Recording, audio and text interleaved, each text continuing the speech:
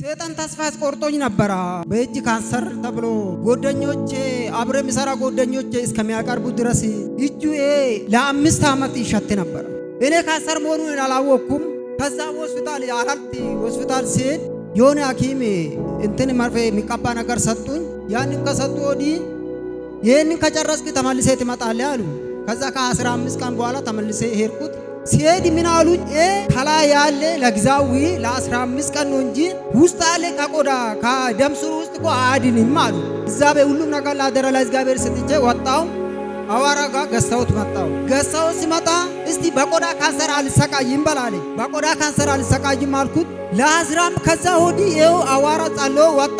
ይኸው 1 ወር ከምናምን ሆኗል አሁን። ከዛ ወዲህ ድራሹ ጠፋ። ምንም በሰላም አደርኩት። በሰላም ተኝቼ በሰላም ይኸው ጓደኞቼ የት ነው ሄድክ እስከሚሉ ድረስ ማለት ነው። ለጌታ ክብር አጨብጭቡ ባካችሁ።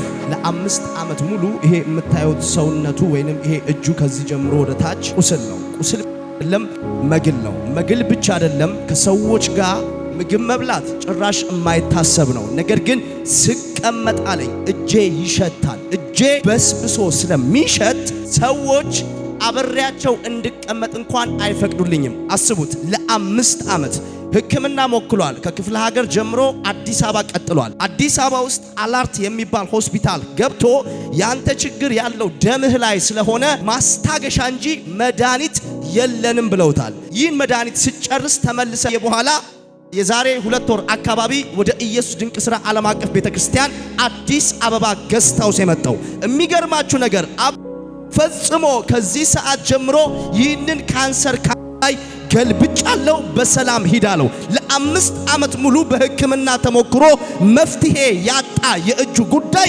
ከ1 ሳምንት በኋላ ድጋሚ ቆዳው እንዳዲስ በቅሎ እጁ ላይ የነበረ ቁስል ተራግፎ አዲስ እጅ ይዞ መጥቷል። ለባካችሁ ለጌታ ክብር አጨብጭቡ። ሁለቱም ጡቴ ያመኝ ነበር። በተለይ የኛው ቀኝ ጡቴም በጣም ያመኝ ነበር። ከዛ አንድ ቀን ሰኞ ጧት ተነስቼ ወደ ውዳሴ ሐኪም ቤት ሄድኩኝና አልትራሳውንድ ታየው ማለት ነው። አልትራሳውንድ ሲታይ ማሞግራፊ የሚባል ማሽን አለ፣ በሱ መታየት አለብሽ ብሎ ወደ ቦሌ አካባቢ ጻፉልኝ ማለት ነው ሪፌር።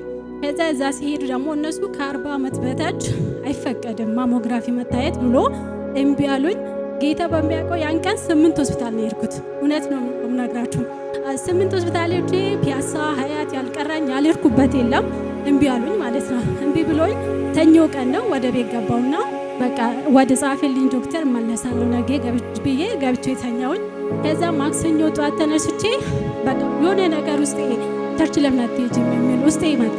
የእውነት መጣሁ እዚህ ቸርች። እንደውም መጨረሻ ላይ መጥቼ እዛች ጋር ወንበር አስገብቼ ነው ቁጭ ያልኩት። ከጓደኛዬ ጋር ነበር የመጣና እዛ ቁጭ አልኩኝ። ከዛ አፖስትል መጡና ተነሻሉኝ፣ አነሱኝ፣ እዚች ጋር መጡኝና የጡት ካንሰር አዋጅ አያለው አንቺ ምንም መጥቶኝም ተፈውሰሻል ብሎ ጸለዩልኝ። ከዛ ቀን በኋላ ከማክሰኞ ቀን ነበር የተጸለየው። ሐሙስ ቀን ሐኪም ቤት ሄድኩኝና እምቢ አሉኝ። ዶክተር ጋር ሄድኩኝ፣ ፓኖራ የሚባለው ሆስፒታል ሄድኩና ባለፈው እምቢ አልከኝ፣ አሁን ግን የሆነ ምልክት ስላየው ግዴታ ኤን ከፈለግ ክፍያውን እጥፍ ከፍላለሁ አልኩት ማለት ነው። ከዛ ለምን ትከፍያለሽ እጥፍ ግን አይሻለሁ አለኝ ማለት ነው። እምቢ አለኝ ዶክተር። አየኝ። ካየኝ በኋላ ማን ነው እንደዛ ያለሽ? ምንም ማለት ምልክትም ምንም ማለት ካንሰርም የለብሽም አለኝ። እግዚአብሔር ይመስገን።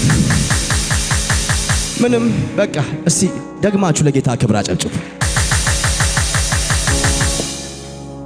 ኢየሱስ ጌታ